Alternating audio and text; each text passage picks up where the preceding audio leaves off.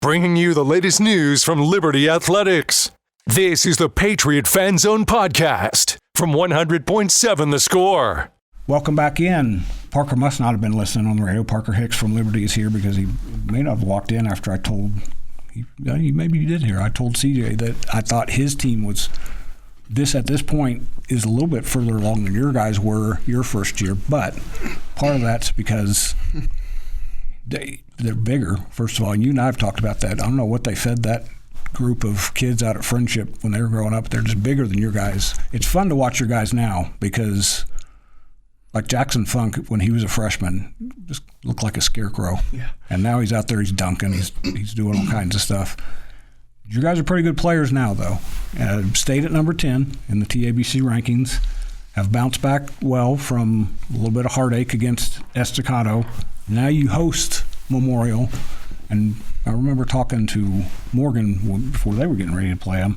This is a big deal to those guys, so you have to make sure it's a big deal to your guys because this is newer kid on the block against new kid on the block.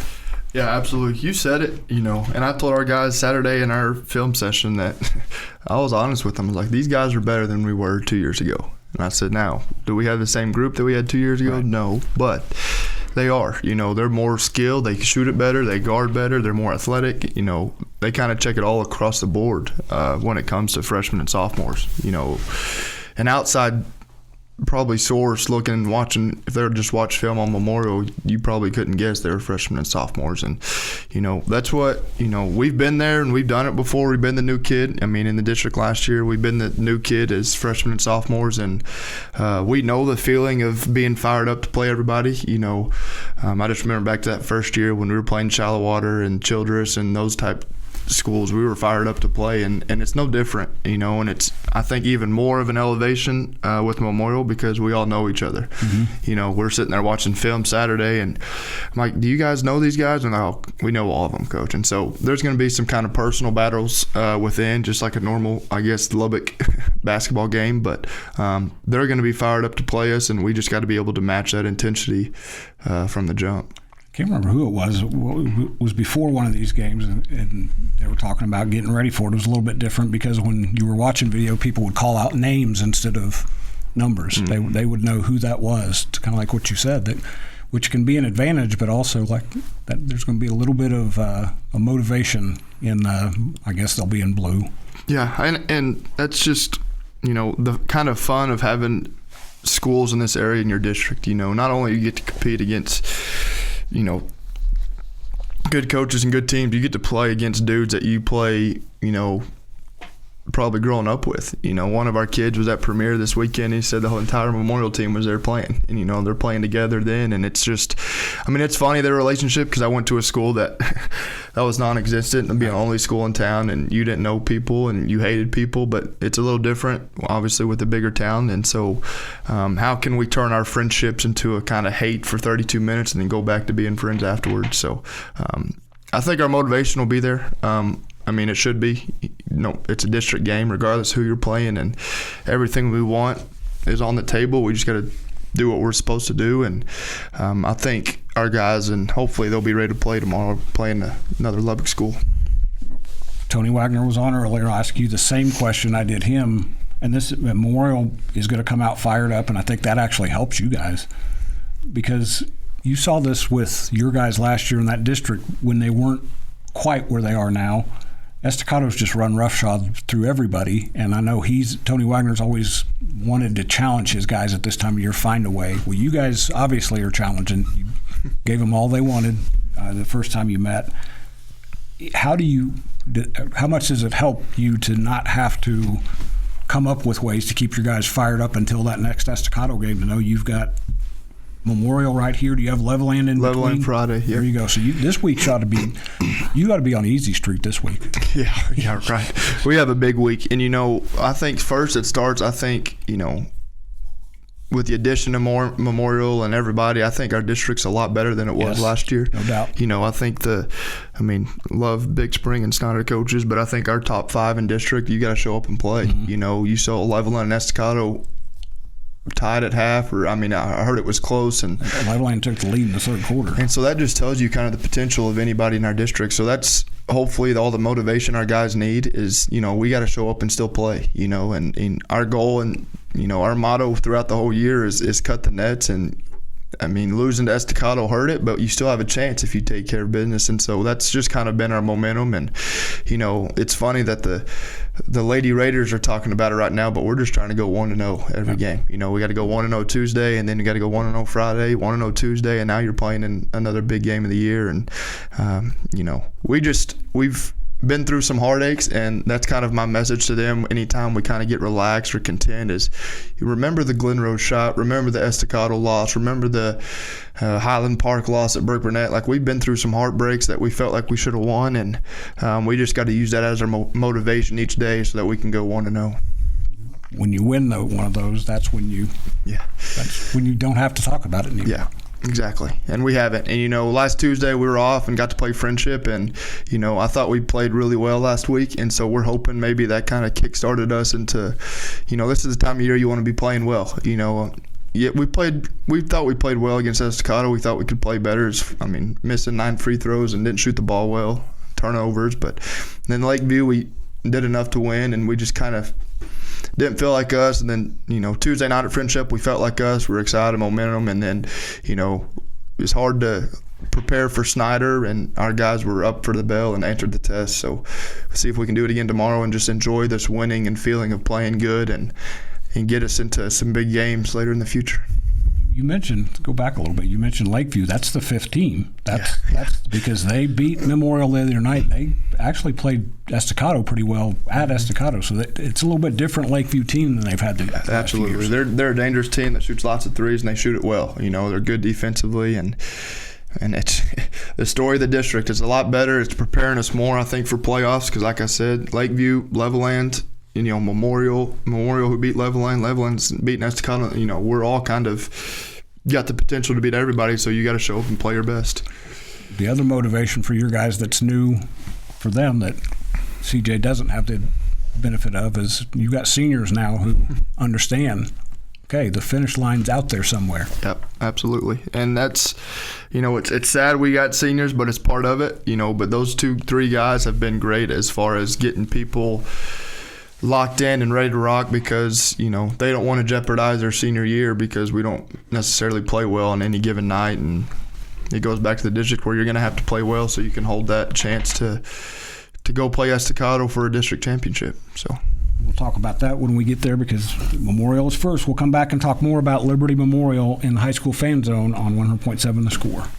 Diving headfirst into Liberty Athletics. You're listening to the Patriot Fan Zone on 100.7 The Score and the 100.7 The Score mobile app. Welcome back in. This is the Patriot Fan Zone. We are talking Liberty boys basketball. I did not get this mixed up. I got done with the Monterey players, and I was talking about how Jason Cooper was coming in next. And we were going to talk about the game against Liberty and how big it was. I think it's number 12 against number 15. Yeah. And then CJ came around the corner, and I realized my brain is mush. Sorry. Well, you're busy this time of year. Yes, and as you've been a little bit under the weather here and there, that's a big girls' game tomorrow. I think that's cool for you guys. Josh Davis used to, when Leah Chavez was here, he used to talk about how everybody'd show up for the girls' game and then the gym would kind of empty out. That's not going to happen at your place because of the circumstances, but you do know there will be a crowd there waiting for you when you come out. I hope, and that's – I think it's exciting. And, yes, that girls' game is huge, but I think that's just kind of Coach Cooper, Coach Villegas, us, just kind of what we've started at these new schools, just we being in our third year, Memorial being in the first, I just think back to our first year, like we weren't getting crowds against even the shallow waters of the world. And so, winning brings crowds. So I think that starts with it. But, yes, we hope they stay around and get to watch an exciting boys game. So, well, CJ talked about this and you talked about it, the fact that there is so many connective relationships that you guys know each other when you're looking at not that your coach's job is easier this week, but your guys are more locked in for terms of they know you don't just say number 24, they know who they are. They know their abilities. Well, that's what's kind of awkward in film is I'm sitting there calling them by their numbers and then they're like, oh, yeah, that's Roberts, that's a lot. And I'm just like, okay, whatever you guys need to remember and to learn them, whatever. So, yes, that's always almost, I guess, maybe easier scouting report when you know the guys, but also you kind of concern yourself about the one-on-one personal battles and how you don't want it to turn to that and all that, extra stuff. So, yeah, we'll until this year, you didn't have to deal with that very much. And I asked Tony Wagner this about coaching differently once you know teams a little bit better, once you know coaches a little bit better. You don't have you coached against CJ before? Never. Okay. Never. So, back to the spring and summer, whenever he got announced the job, I was like, those guys are going to be a playoff team and they're going to be good. Just being a basketball guy, I knew he was TABC president. I think he's still involved with THSCA down the line somewhere. And, that's kind of dreams of aspirations where I want to get.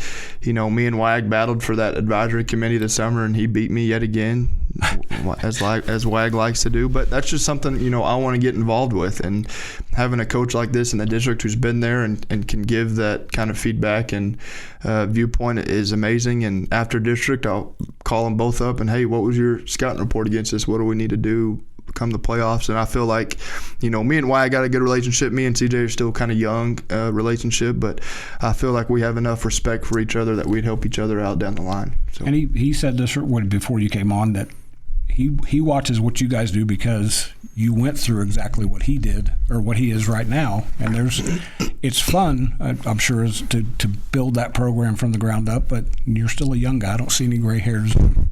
You've still got a nice head of hair too, by the way.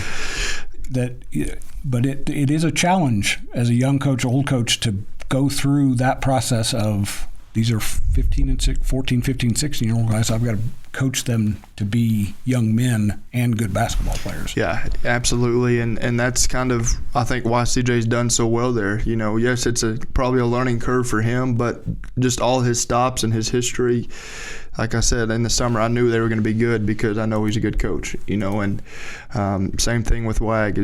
Wag is always good because he's a good coach, and they can get guys. Both those coaches can put players in positions to win games regardless of, their kind of age. And, I would like to think we can fit into that boat too, which I wouldn't compare myself to those two yet because I don't have the years. But, I still work at it hard every day, and that's motivation as a young coach to play against these guys. And that's kind of the coach's battle that I've learned and appreciated along the way is, yes, it's a team game, but it's also fun to coach against these guys and see what I can learn from them. One thing you can cross off your list already is you know how to coach a team with not a lot of experience and not a lot of age. And a few of your guys are shaven now, right? I hope. If they aren't, they need to because it doesn't look very good. Did Chris Beard have, ironically, a facial hair policy? No, he didn't. I kind of had what I had now back then, and he was clean shaved. But watching him now at Ole Miss, he's starting to get a little beard. He's kind of a little scruff on. So I don't know. About Todd Duncan, did you have to? No, they were both. They were okay with it. So. I've covered coaches who went both directions. So we'll talk more about basketball instead of facial hair when we come back after this break in the High School Fan Zone on 100.7 The Score. Your inside look into Liberty sports. This is the Patriot Fan Zone on 100.7 The Score and the 100.7 The Score mobile app. Welcome back in. This is the High School Fan Zone. We're in the Patriot Fan Zone on a Monday night. Parker Hicks is here. We're talking about his week. They play Memorial tomorrow at 6:15 p.m. for the girls, 7:30 for the boys. I need to check my radio schedule here. I believe that's on one of our networks. I'd be surprised if it's not. And then do you go to Levelland or Levelland comes to you? We go to Levelland. Which is, I've seen Levelland play a few times. They started out, I think, 13-3, won 13 games in a row. Lubbock, a good Lubbock Christian team, ended that, and then they got to Caprock and struggled a little bit. But that's a team that will knock you on your heels, and you better be ready. I remember talking to Tony Wagner about the same thing. You better be ready to match their energy because they're not going to slow down. Nope. And that's,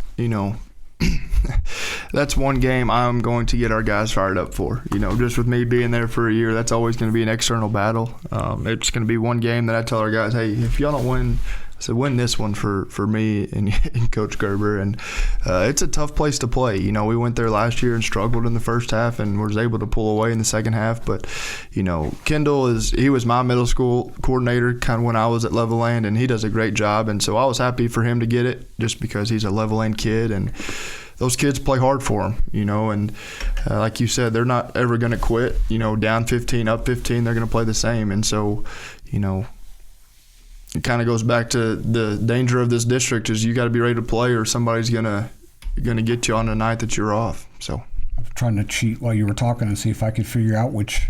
I don't know Jamie Lent's shorthand well enough up here to understand. Maybe Brendan can figure out which network's carrying it.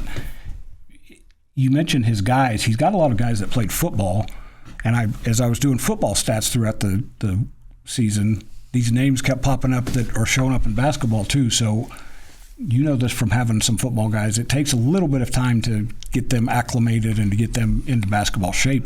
We're to that point now where guys should be in that shape. I'm working on finishing up the Hub City Preps all Hub City Preps team in football. There's some of those same guys popping up. So they don't lack for athletes either. So they play with energy. He's been there now for 3 years because he took over for you. And now he's got some athletes, so it's all kind of a perfect storm for Levelland right now. Yeah, and it's a dangerous bunch. You know, that's not my scout. My assistants, we kind of alternate scouts. My assistants got that scout, and they've told me they shoot lots of threes and lots of layups. Yes. And so we're gonna have to guard the 3-point line. But anytime you're playing a team like that, it's scary. You know, I think back to Tech. My sophomore year, we were playing Northern Colorado, and I think Linder was the coach at the time. The assistant now for Tech, and going into that game, they had the most 3-point attempts across the country. You know, and me being a walk-on on the scout team, that was the most fun practice I've ever had because I just got to shoot 3. Well, we happened to shoot the lights out, and I remember Beard getting so mad at those guys, but that's just kind of the danger of the 3-point line these days is you're going to have to guard the 3-point line and not let teams get hot like Levelland has the potential to do, but, you know, that's nothing new for us. You know, we try to do that every night. You know, we want to guard the 3-point line. We don't want to give anybody, 12 threes on a given night because when you do that, it's hard to win games. You know, we're going to protect the paint, but then close out the shooters and, hopefully rebound on the back end. But, yes, Levelland is scary. They're athletic. They can shoot it, so we're going to have to be ready to play on Tuesday or on Friday. And that's another one where you don't have to worry about there's going to be a lot of butts in the stands in the game before you, and you figure they're going to stick around. You were all there for a year. They don't have any special names for you, do they? I hope not. If I do, I might learn them on Friday. Because Nick's he's a legend. Yeah, he's a beloved hero. Yeah, they won't say anything mean to him. They might unveil his statue on Friday after we get there or something. Well, if they do, maybe that will soften the crowd up. Well, let's hope. They're hostile. I remember that, though. We went back. We'll go back to what we talked about, though. I think this is a good week for you guys. Absolutely. Because it's going to keep your guys engaged. There's no – you mentioned Snyder. I could see where I was thinking maybe there'll be a little bit of a letdown. Then I'm seeing scores pop up, and I was like, there's no letdown. 92-14? 91. Yeah, and we didn't try. I got a lot of backlash after that, but it's like – we stopped pressing in the second quarter. We just played half-court defense, and it's a fine line to walk as a coach because you're like, you want your bench guys to get in and play. You don't want to get them in and, hey, guys, let's not, that's not fair to them. And, so I got a lot of backlash from that, but, it is what it is. I just don't want to shortcut my bench guys who maybe don't get enough time because that's not fair to them because they do everything else that everybody else does. So, well, I'll defend you because when I went to type in the names, I had to go back and get an old roster because there were a lot of names that I didn't recognize. Yeah. I know your guys pretty well, so I can usually type it in off the top of my head. I had to do some searching, so that tells me your guys. You went a little deeper than. Yeah, we emptied it in the second quarter, and like I said, it's not fair to those guys to not let them play like we're supposed to, and so. It is what it is, and found a win. Now we got to figure out a way to get through this week because it's a big week, and then we got another big week next week. And the closer we go, the better, or the more games go by, the closer we get to the most important time of the season for you guys. So I'm glad you're getting these tests now. That wraps us up on this Monday night. We'll be back Wednesday night in High School Fan Zone. I'm Randy Rosetta. This is 100.7 The Score.